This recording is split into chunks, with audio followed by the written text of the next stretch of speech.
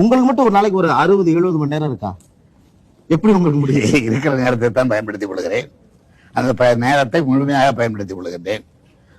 ஓய்வு என்பதை நான் எப்பொழுதுமே விரும்புவதில்லை. ஓய்வு நேரத்திலும் உழைக்க வேண்டும் என்று தான் கருதுகின்றேன். உழைப்பு உழைப்பு உழைப்பு, அதுதான் கருணாநிதியினுடைய முன்னேற்றத்துக்கு காரணம், அவருடைய பொது வாழ்வினுடைய வெற்றிக்கு காரணம் என்று அண்ணா அவர்களே என்னுடைய பிறந்த நாள் விழாவிலே குறிப்பிட்டதை நான் நினைவுபடுத்த வருகின்றேன். வாழ்க்கையினுடைய தத்துவம் இதுதான் அப்படின்னு நீங்க எதை நினைக்கிறீங்க? எல்லாருக்கும் அது பொருந்தக்கூடிய விஷயம் இதுதான், இப்படி இருந்தால் எல்லோருமே வெற்றி அடையலாம், எந்த விஷயத்தை பாக்குறீங்க? வாழ்க்கை வாழ்வதற்கு என்பது ஒரு பொன்மொழி.